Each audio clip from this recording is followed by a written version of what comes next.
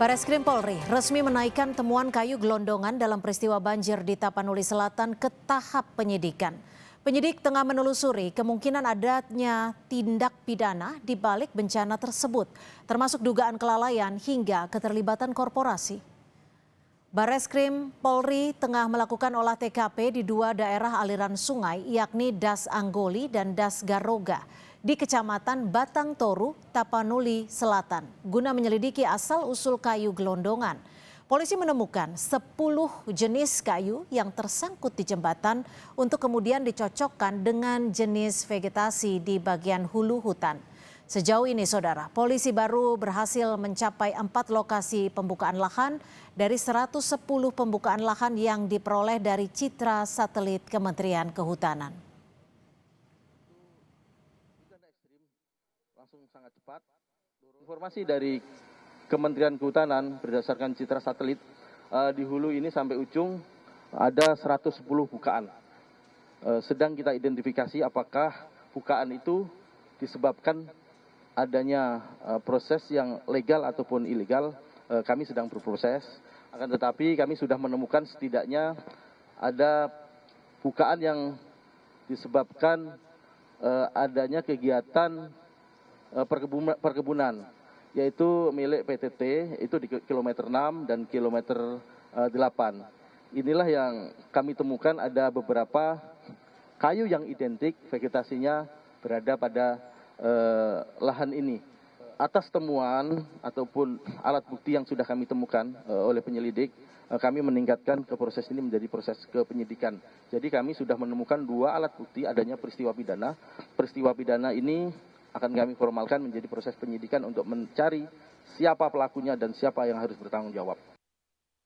Saudara, saat ini saya berada di Garoga, Batang Toru, Tapanuli Selatan, Sumatera Utara.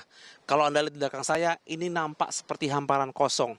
Namun, faktanya ada puluhan rumah warga yang berdiri di tempat saya berdiri. Kalau Anda melihat adanya video viral, banjir bandang, dan gelondongan kayu yang sangat besar, disinilah tempatnya. Dan ini menunjukkan betapa masifnya peristiwa banjir bandang yang terjadi pada beberapa waktu silam. Saya melewati ada kayu yang sangat panjang dan saya sudah menanyakan pada warga apakah pohon ini berdiri di sini. Namun dari penuturan warga, pohon ini adalah pohon yang ikut hanyut ketika peristiwa terjadi. Bisa dibayangkan pohon yang sangat berat, pohon yang sangat masif menghantam puluhan rumah warga. Tentu saja kerusakan ini bisa dikatakan sangat masif. Banyak korban jiwa atau masih banyak yang belum ditemukan dan ini masih dalam upaya pencarian tim SAR. Pihak polisian dari Direktorat Tindak Pidana Tertentu Bareskrim Mabes Polri akan mengumumkan terkait dengan hasil penyelidikan mereka. Apakah ini akan menunjuk atau merujuk pada perusahaan atau pada institusi. Tentu saja ini masih menunggu hasil keputusan resminya.